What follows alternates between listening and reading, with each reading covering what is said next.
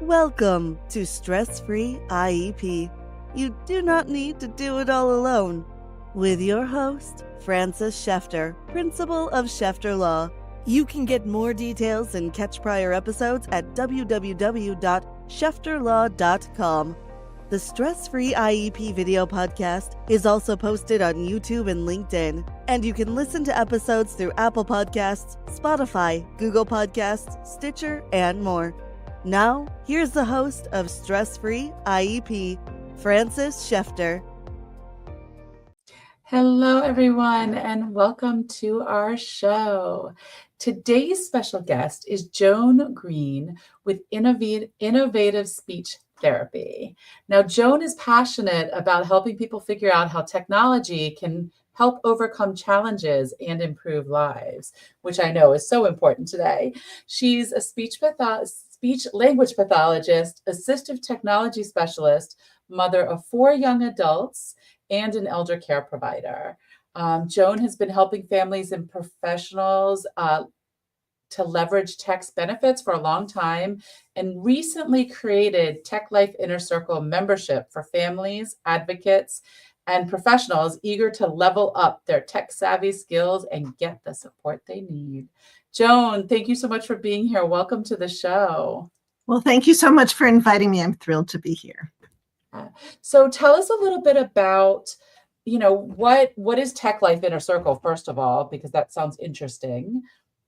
Well, the Tech Life, I've been doing this for a really long time. I've been into tech, since the mid 80s, really, and it's just gotten so good.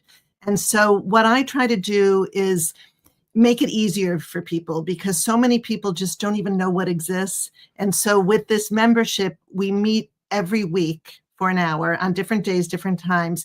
And it's just to help people figure out where to get started with all this. I lend a lot of tech support for 45 minutes.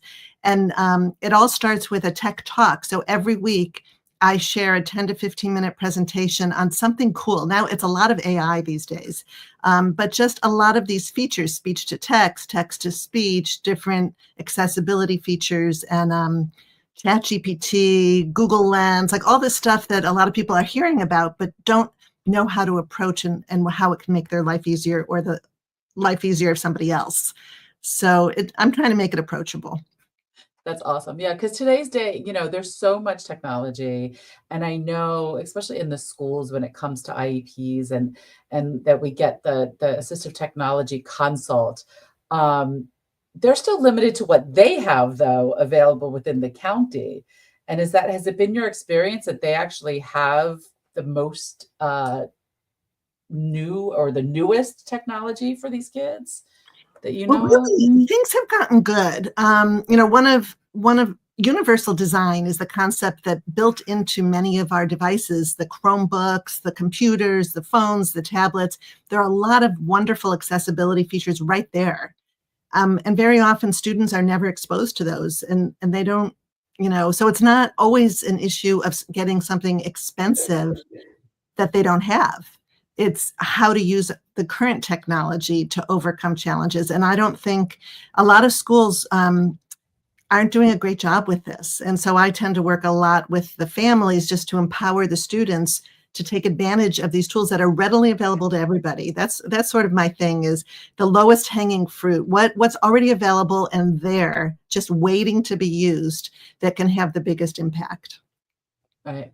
Yeah. And I mean, there's so much with the text to speech and speech to text. And, with COVID, a lot more came out because the kids were using the Chromebooks more. And so discovering that. But I know, a big thing that's been coming out more recently is our children, I hate saying nonverbal, but the ones that are not speaking and are using other means of communication or need to use other means of communication. And the schools are failing them in not being able to tap into and be able to get those children to be able to express what they know. Right. That's a huge problem. I mean, that's probably the biggest problem. I think that so in terms of the devices, so some of those kids need dedicated communication devices, especially if, where they're only used for communication, and especially if they have visual challenges or dexterity challenges, they'll need a very expensive device. And so a lot of times you need a formal evaluation by a speech pathologist, and that's a big process. And who pays for it? And can they take the device home? There are a lot of issues and challenges with that. So I'm not, I think that there are also pretty good apps if you don't have visual challenges and dexterity challenges that you can use on an iPad, that you lock in with guided access, and they're always available. But again, that needs skill and know-how to know what features are needed. Is it symbol based? Is it text based? How many symbols should be there? What kind of modeling should you do at the beginning? And it's I've heard from a lot of families that they're sort of on their own with this, that the schools are not doing a great job. There just aren't enough. Yeah, I mean, I've seen it a lot. We've been able to get the assistive technology, get them to do the assessment, and the team comes in and they look at it and they're like, oh yeah, you could use this device. Here's the device. And they might say there's training, right? There needs to be a lot of follow-up, and who decides what's showing and what the, who programs it, right? Who teaches the child to use it, who teaches the teacher to use it, all of our specials teachers, the paraprofessionals, the parents, like everybody needs to be educated. And it's not just, I'm assuming it's not just here's an hour lesson and now you're good to go, have fun. Right. Now, I'm not in the school, so I don't know exactly what they're doing. I'm just, a private consultant. So a lot of times what I end up doing is helping the family learn how to integrate it into everyday routines and how to model it and how to, but there's also a lot of communication that takes place outside of that augmentative communication device, so there are lots of ways to communicate. Yeah. No, and that's like I was saying, like, I know you're not in the schools, but the schools should be doing this training. Right. You shouldn't, but being parents of neurodiverse children, we all know that the schools can do what the schools can do. And unfortunately, we can't force them to do what they don't have the capability or the staff to do. And so that's where the show became born, is to teach people what's out there, what's available. Because until recently, I don't know how much people know about true, AAC devices, of what can be used and what's out there, and that there are people like you that specialize in it. Mm-hmm.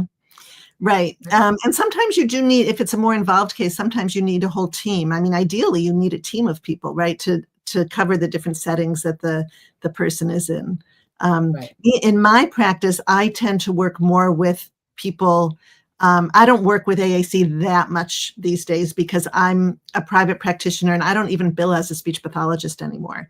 I'm more of an assistive technology specialist. So I will refer to assessment centers where they have relationships with insurance, because these devices cost a whole lot of money. So I'm good with using them, and I can help. I call what I provide collaborative tech brainstorming. So I try to make people aware of what's out there.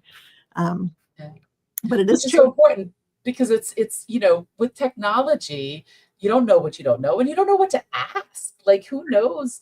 People ask me all the time, like, well, what can I ask for at the IEP? I'm like, think of it, ask for it. You know what I mean? Like, whatever you know. But again, like, we're not tech people. I know I'm not a tech person.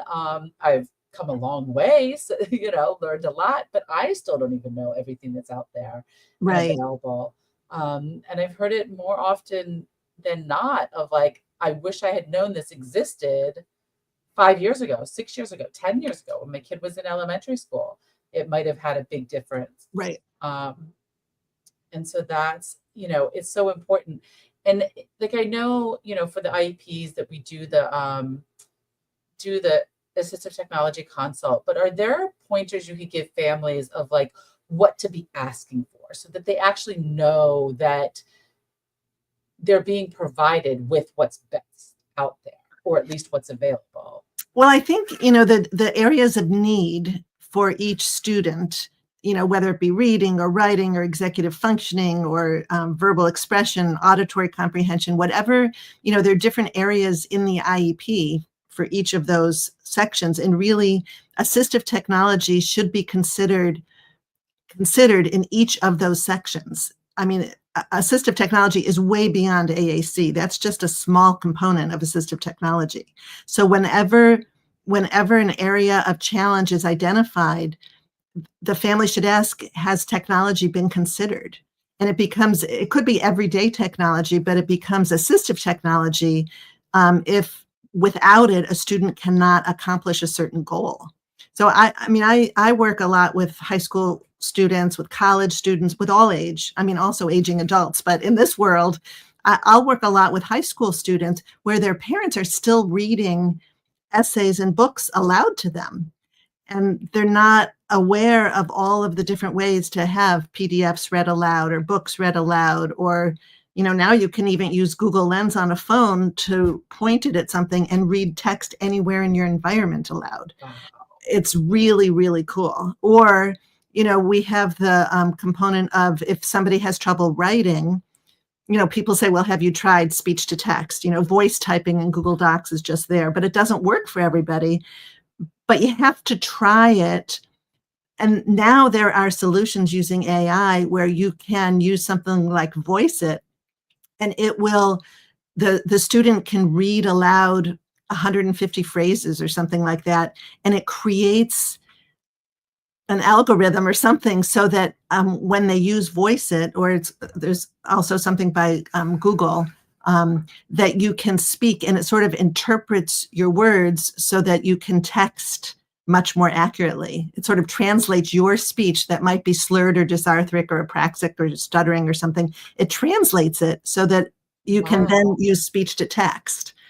Really cool stuff. That's huge, because for our kids with speech impediments or articulation issues, the speech to text doesn't work because they don't understand. This is huge. I've been using it with adults with ALS, with students with cerebral palsy. It works best if there's a consistent speech pattern.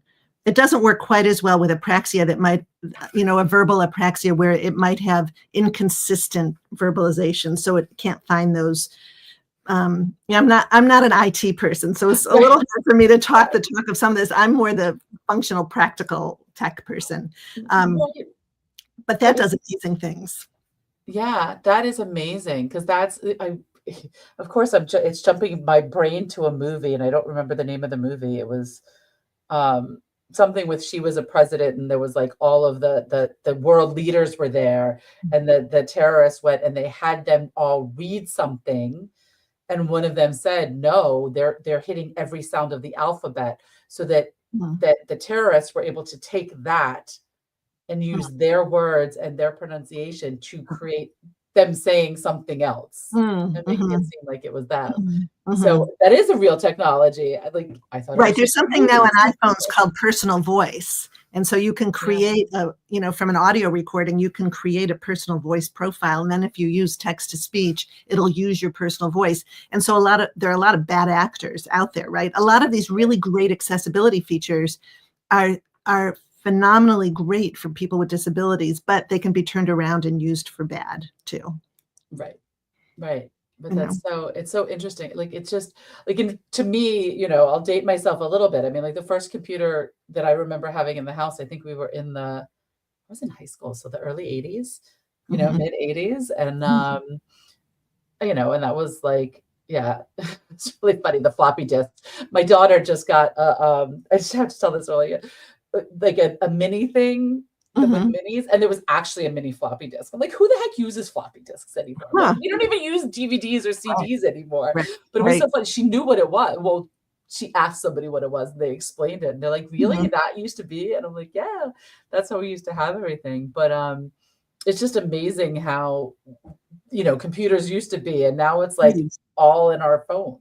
And things have gotten so much better. Like a lot of people that tried text to speech, so to listen when they couldn't read, hated the voices, and they used to be very robotic sounding. But now there are really good AI voices. So one very common tool is Read and Write for Google. That's probably one of the most popular Chrome or Edge extensions. And now you can have that with AI voices, and they sound so lifelike and have emotion, and they're not the same as with Learning Ally when you listen and it's a person reading aloud a book to you. But really, it's gotten a lot better. Yeah, it's gotten scary because of the I know with robocalls now, it's like they actually sound like real people and they're robocalls. It's kind of scary. But so what, outside of, so you already said the speech to tech, and then that other technology that can help understand your speech impediments. Like, what else is there out there, like, for our kids that are not able to articulate, that are nonverbal? Like, what do you know of? Like, what else is out there for them? Like, I know there's something, I think they call it like the spelling device or something. Do you know what I'm talking about? Or is that are you talking about for spellers, for people that they can't speak, but then they are able to spell the words out? I mean, there are a lot of different apps that you can. I mean, I know that there are procedures that I think are intriguing that ASHA, the American Speech and Language Association, doesn't approve of. And so for spellers and facilitated communication, and I'm sort of intrigued. I've been hearing a lot of stories lately about spellers who can't talk but have amazing cognitive abilities. But that's sort of outside the scope of this. Got it. No, but that's fine. Like, because there is so much out there, and there's a lot out there. You can't. I don't think a single person could know all of it. Right. And what I try to do is I'll look at something like the iPhone or a smartphone and look at the many ways that you can use that to communicate. So, you can communicate by showing people pictures. You can communicate through videos. You can communicate by looking up somebody's name in an address book or looking on a map. So there are lots of other ways to communicate. But in terms of how to help somebody with talking that is not a talker, I mean, if they can spell, if they can type and have that said aloud, I mean, that's a feature now in iPhones. You don't need another device. You can type and it will talk for you through the phone or just out loud. There are a lot, that's just a mainstream feature now built into the iPhone. Right. Amazing. So, I mean, I try to encourage everybody just to look into the accessibility settings because it'll blow you away. There's so much not used. I just think about that and I'm like, I always see the accessibility settings and I ignore it, but I didn't even think about like that. From what I understand, and again, I am so not a tech person, but like we don't even use half of the technology on our computers or on our phones even of what it is capable of doing, because it's just like, what makes me crazy is like, we don't know what's there, but we don't know to ask for it. Do you know what I mean? I used to have a whole webinar series. I don't really do that anymore, but I had the URL theymaynotknow.com, because how do you know what you don't know? And how do you even know what to ask for? And so I held them free every month. And I would get like 500 people to a webinar every month. This is pre-COVID. And I would just show people what they didn't know existed.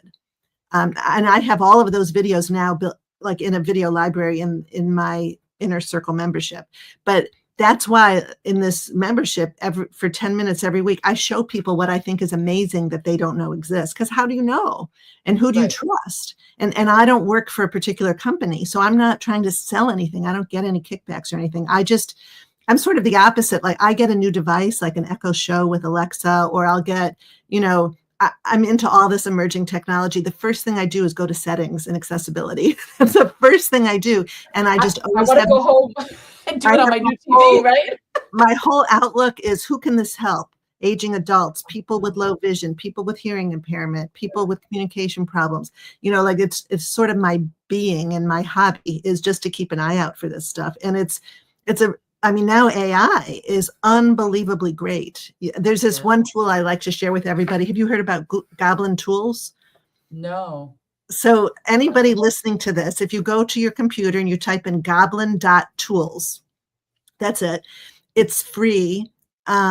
You don't have to put in any personal information. You don't have to create an account or anything.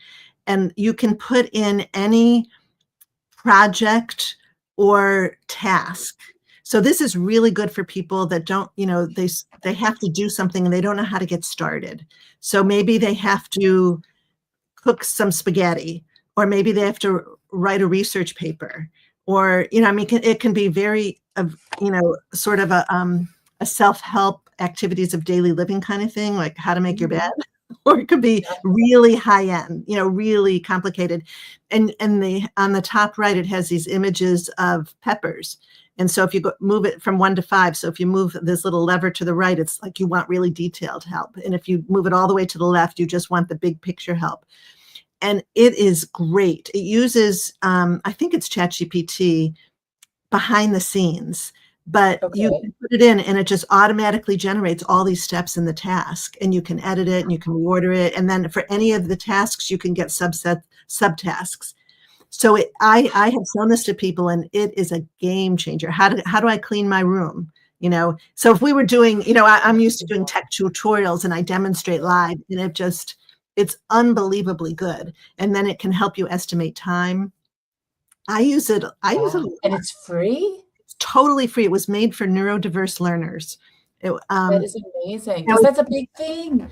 Yeah, that we use on IEPs to do the task analysis. Wow. It's huge.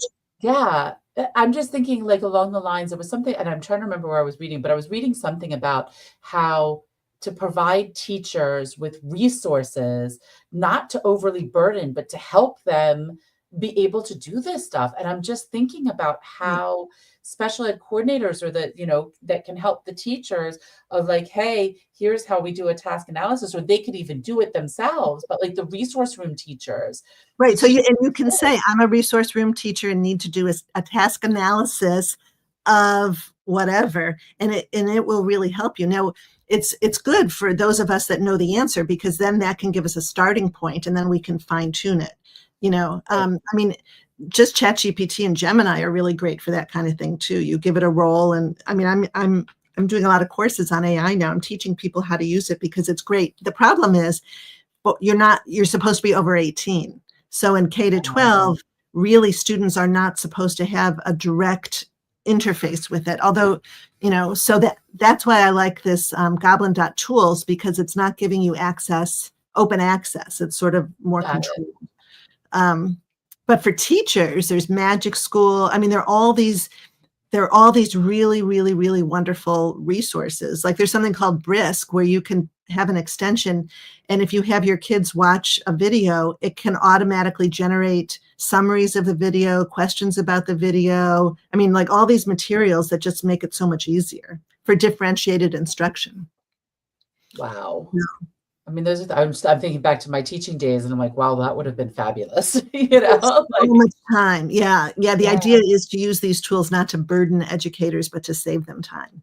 Right. Because if you do that, I'm just thinking, so for Goblin.tools, like, can you, like, if you get a written assignment from a teacher, can you like upload that and say, do a task analysis for doing this project, basically? Or is it more like what's an example of a type of project? So like, the teacher will give we're doing a research project to write a 10-page paper on your favorite historical character, or something like that. And like, make sure you include X, Y, and Z.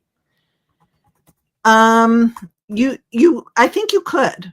You could, because I'm looking at it right now. Yeah, you can paste in. So you could copy and paste it in and see what it gives you. Awesome. It's really very good. I always say, just try it. Gemini is being built into all the Google apps now. So if you're in your own private Google account, you'll probably see Gemini in there now, and you could definitely do that in Gemini.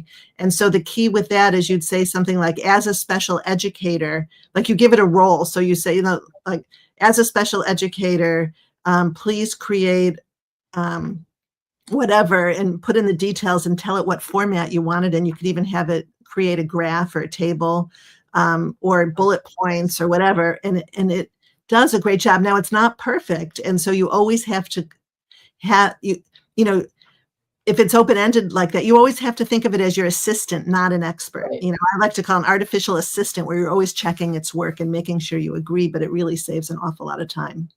Yeah. It just gives you the base to start with. And it does a better job than I can do by myself. I mean, I'm using ChatGPT and Gemini all the time in my social media marketing, in my course creation. I'm writing some books, and I just use it as a to collaborate with me, give me ideas and back and forth and everything. And it really helped. Yeah. I mean, I use it a lot also in the, how do I basically, here's what I really want to say. How do I say this nicely, type deal. One thing about Goblin Tools is it's really good because you can paste in something and you can have it change your tone for you. So that's really helpful for students if they want something more professional sounding, or, it has, Goblin Tools has more than just breaking down steps. It has like a formalizer. It can be a chef, like you can give it ingredients and it can help you make up a recipe, with what's in your refrigerator. So it has a lot of good adult living skill kind of features. Awesome. It's so funny because I'm thinking about the lines of, is it, I don't want to say making people stupider, but you know what I mean? Like we don't have to think anymore. We can just say, hey, write a letter about XYZ, and it does it for us.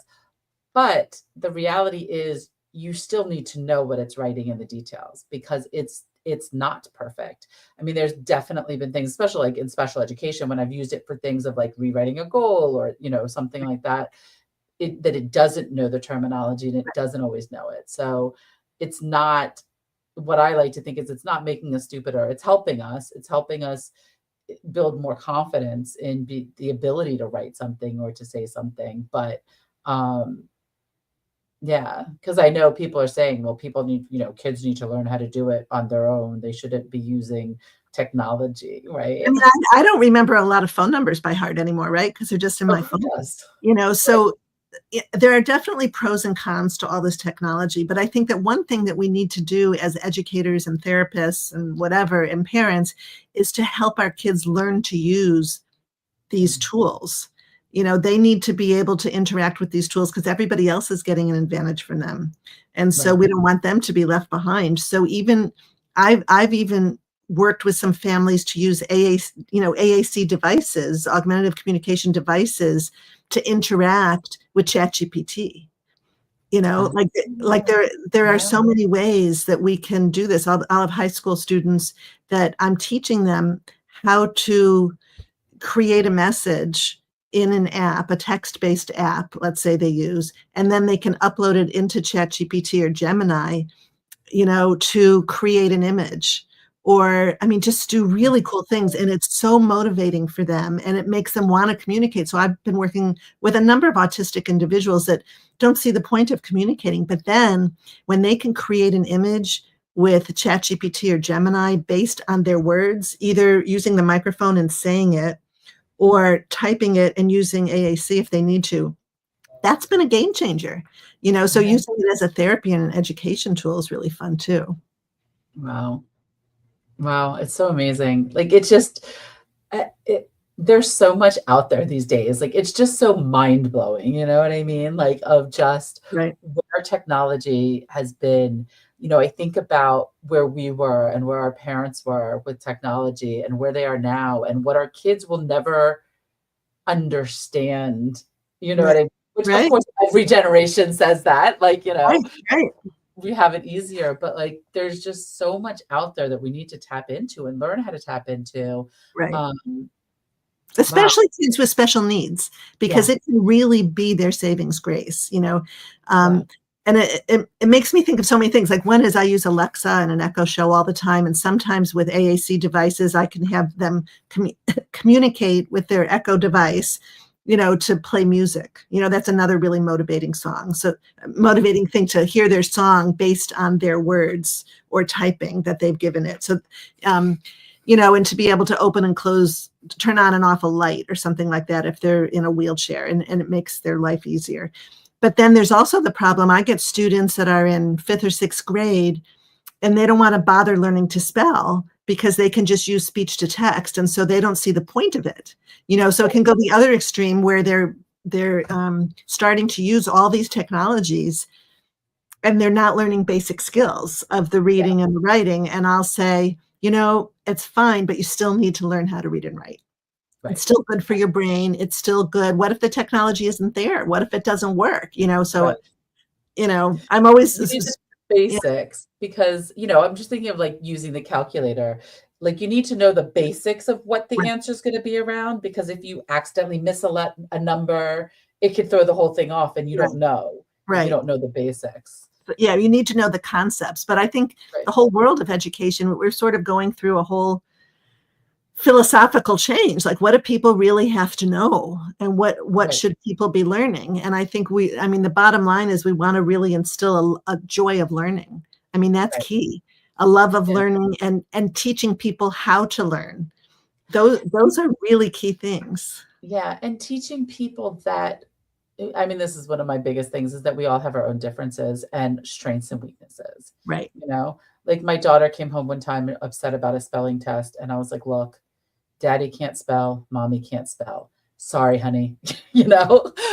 Let's work on it. We're going to get you as good as you can. But the reality of it is, it's in your genes, honey. Brains work in different ways. Absolutely. Absolutely. And that's one thing that I always talk about. People say, well, how do you pick technology, like assistive technology? Because it's all like everybody has access to this stuff. And I always say, well, you want to match it with the needs of the person. So if somebody can't spell, that's where speech to text can come in really handy, or spell check, or, all of these different tools. So matching it to the needs of the individual, because the school isn't obligated to teach everybody all these fun tech things, right? They just have to access the curriculum. Yeah, access the curriculum, demonstrate knowledge, and show what they stay engaged and show what they know, right? Those are the key words. And so technology can help with each of those areas. That's awesome. So that's where you come in. So like, I'm just thinking about our listeners, the families that are listening. They're like, wow, this is so great. So they should contact you if they're like, hey, what's out there, what can use, and you can help them based on them giving their child's profile. Yeah, I used to charge thousands of dollars and do comprehensive assistive technology workups and write really long reports. And I stopped doing that. I don't do that anymore. There's no like right or wrong way. I don't know. People used to want to hire me to be a legal expert and say the tools that have to be used. And I just didn't like all that confrontation. I really like to try to keep the peace and empower everybody with the knowledge. And so what I like to do is what I call, I think I said it before, collaborative tech brainstorming. And so I tried to think of what is the smallest amount of time I can spend with somebody to create the biggest impact for the least amount of money. So what I do is I have 2 sessions on Zoom, and the first one is just with the parents or parents and tutors and other helpers. And then usually the second one involves the individual. And I read reports ahead of time and get a sense and have people fill out forms. What's been tried? What are your goals? What are the IEP goals, whatever. And then I try to show all the different ways that tech can support the areas of weakness. And together we try to figure out, well, if that's an area of need and they have to use it at school and the school's already using these devices, these are the options on those devices that can easily be implemented and tried, like trying to just sort of cut to the chase and move forward 1 or 2 steps from where the child is now. And people really like that. And then I send an email afterwards with the steps and with video training tutorials for the different things that I mentioned. And a lot of times they're just on YouTube. Really good. I follow maybe 10 or 15 people that do. But really you know what to look for, right? Yeah. I spend really too much time watching YouTube videos, and I pick my favorite ones that are current. And and people, it's really fun. And then when I work with a student, if it's an older student, I try to make them feel like they're in charge and they're making the decisions and they need to own it. But I'm really the one showing them the choices, and then they're sort of picking. And then we work in their tools, usually Google, and I'm working within, I'm really trying to make them feel empowered. And with the younger ones, I'm working just as much with the parents as with the students and just showing them cool stuff And they can, and then it becomes their superpower, and they can show other people the cool stuff that they can do on their tech that's just already there and included. I usually work with features that are just already on the devices. Yeah, that is awesome. So what's the best way for people, or an easy app to add or an extension to add? Right. You know, usually it's not anything all that expensive. Got it. So what's the best way for people to get in touch with you if they're like, oh, I need to talk to her? Like, whoa, wait a minute, my mind is blown. What's the best way for people to reach out? Probably the best way is my website. It's innovativespeech.com. And it all starts with a free 15-minute call. So I probably have 2 or 3 calls a day, and I schedule them up to 3 days in advance. And we just talk about, you know, what's going on. And I give out a lot of free advice. And sometimes that's all people need is just, try this. But then other people want more help. And so either they join the Tech Life Inner Circle or they sign up for my Twist program, which is like those 2 Zoom sessions. Awesome. That is so great. Thank you so much for being on the show. This was so awesome. And like, I love learning it. I want to go play with Goblin tools now and see, like, I'm so excited. My pleasure. Well, and I just want everyone to keep in mind, it can be scary, but really just 1 or 2 small changes can make all the difference. And don't be afraid to try, because you're not going to break anything. And it can really, really help your child. That's awesome. Thank you so much. You've been listening to Stress Free IEP with your host, Frances Shefter. Remember, you do not need to do it all alone. You can reach Frances through shefterlaw.com, where prior episodes are also posted. Thank you for your positive reviews, comments, and sharing the show with others through YouTube, LinkedIn, Apple Podcasts, Spotify, Google Podcasts, Stitcher, and more.